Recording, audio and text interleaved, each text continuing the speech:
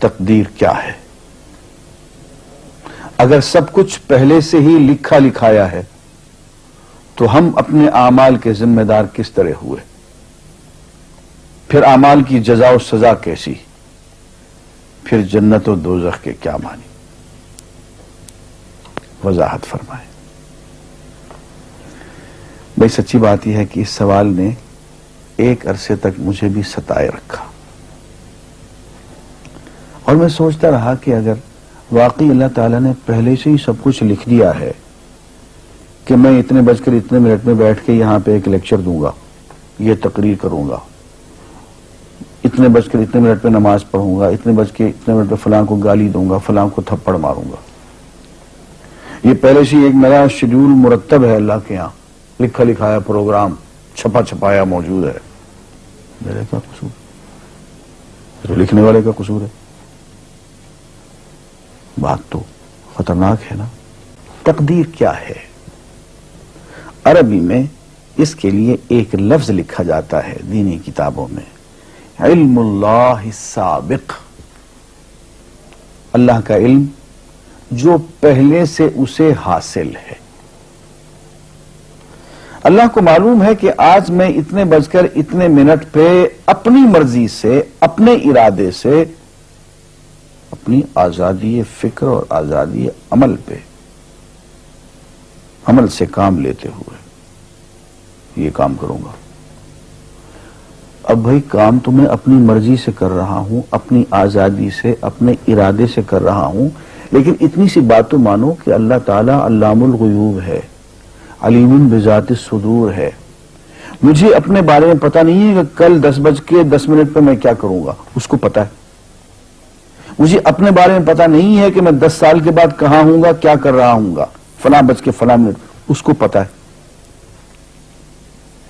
اس کو میرے آزادانہ، خود مختارانہ، فری ول کے ساتھ کیے ہوئے اعمال کا پتہ ہے کہ میں اپنی مرضی سے، اپنے فری ول کے ساتھ، اپنے ارادے سے اتنے بج کر اتنے منٹ پہ کیا کروں گا۔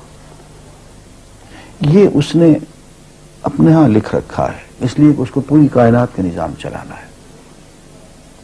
اس کا علم جو ہے وہ صحیح ہے، لیکن اس کا علم میرے ارادے سے نہیں ٹکراتا ہے۔ یہ بات میں ایک مثال سے سمجھاؤں گا۔ میرے ساتھ ایک واقعہ پیش ہو گیا، اس دن مجھے تقدیر سمجھ میں آ گئی کہ ہوتی کیا ہے۔ 1971 کی بات ہے کہ یہاں اکاؤنٹنٹ جنرل آفس میں ڈپٹی اکاؤنٹنٹ جنرل تھا۔ اس زمانے میں ایک مشہور نجومی تھا شیخ صادق، یہاں قلعہ گزر سنگھ میں رہتا تھا۔ وہ پتہ نہیں بیچارہ زندہ ہے یا فوت ہو گیا۔ انہوں نے دروازہ کھولا، میرے کمرے میں آ گیا، کہاں صاحب ہم آپ کی خدمت کرنا چاہتے ہیں، ہم آپ کو مستقبل کے بارے میں کچھ بتانا چاہتے ہیں۔ میں نے کہا میرے پاس فضول باتوں کے لیے وقت نہیں ہے، میں علم نجوم وغیرہ کو، اس قسم کے یہ فضول باتوں کو میں نہیں مانتا ہوں، مشغول آدمی ہوں، ان چکروں میں مجھے مت ڈالو۔ اس نے کہا سر مجھے صرف 1 منٹ تو آپ دے دیں۔ میں نے کہا ہاں 1 منٹ دیتا ہوں۔ اس نے ایک بہت بڑا کاغذ میرے سامنے لکھا جس پہ 40 خانے بنے ہوئے تھے، 40 چیزوں کے نام لکھے ہوئے تھے، مختلف چیزوں کے نام، کتاب، قلم، اینک، کاپی، دوات، پینسل، میز، بادل، برکھا، مسجد، مندر، ایسی ایٹ رینڈم چیزوں کے نام، 40 چیزوں کے نام لکھے ہوئے تھے۔ انہیں کہنے صاحب آپ ان میں سے کسی ایک چیز پہ انگلی رکھ دیں یا اس کا نام آپ اس کاغذ پہ لکھ دیں۔ اور مجھے یہ کہتے کہتے اس نے ایک پیس آف پیپر میری میز سے اٹھایا اور اس پہ کچھ لکھا اور اس کو یوں الٹا کے رکھ دیا۔ میں نے کہا تم نے یہ کیا کیا؟ کہنے لگے جی میں نے وہ چیز لکھ دی ہے، وہ نام جو ابھی آپ لکھیں گے۔ تو اب میں پریشان ہو گیا۔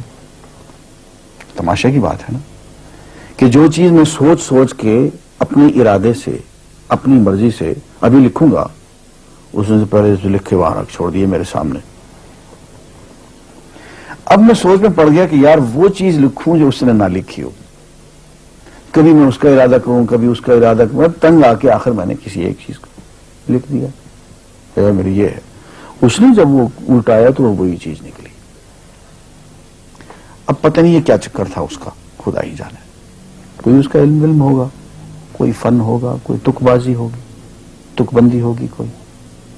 لیکن اس دن مجھے پتا چلا کہ یار اس کو جو کچھ میں نے لکھا ہے اپنے ارادے سے لکھا ہے, اپنی مرضی سے لکھا ہے, اس سے پابند ہو کے نہیں لکھا. کبھی اس پہ انگلی لگاتا تھا, کبھی اس پہ, کبھی اس پہ, آخر چن کے ایک لکھا میں نے. لیکن اس کمبخت کو پہلے سے پتا تھا کہ میں کیا لکھنے والا ہوں, اور اس نے پہلے سے وہاں لکھ کے رکھا ہوا تھا. میں نے کہا یار ایک محدود علم والا آدمی میرے آئندہ کے اعمال کو اپنے ہاں لکھ کے رکھ سکتا ہے. ہرچند کہ وہ عمل میں اپنی مرضی سے کر رہا ہوں, اپنے ارادے سے کر رہا ہوں, کوئی مجبوری نہیں ہے اس میں, لیکن وہ میری مرضی والا عمل, میرے اپنے ارادے سے کیا ہوا عمل, پوری آزادی کے ساتھ کیا ہوا عمل, اس نے پہلے سے اپنے یہاں لکھ کے رکھا ہوا. یار اگر یہ انسان کر سکتا ہے تو رحمان کیوں نہیں کر سکتا؟ اس نے میرے سارے اعمال جو میں آئندہ چل کے کرنے والا ہوں, وہ سارے کے سارے اعمال اس نے اپنے یہاں لکھ کے رکھے ہیں. اس کو انتظام کرنا ہے, میرے رزق کا انتظام بھی کرنا ہے, آگے میری زندگی, میری موت میں, میری قبر میں اکوموڈیشن کا پتہ نہیں کہاں کا میرے اس نے انتظامات کرنے ہیں. تو میرے بارے میں اس نے سارا کا ڈیٹا کلیکٹ کر کے رکھا ہوا ہے اپنی انفارمیشن کے لیے کہ یہ اپنی مرضی سے کیا کیا کچھ کرے گا. تو اس کے لکھے ہوئے ہونے سے میری مرضی ختم نہیں ہوتی, میری ذمہ داری ختم نہیں ہوتی, میرا ارادہ, میری فری ول ختم نہیں ہوتی. یہی وجہ ہے کہ ہم جو اعمال کرتے ہیں اس میں سے اللہ تعالیٰ, اس کی کچھ ذمہ داری ہم پہ ضرور ہوتی ہے.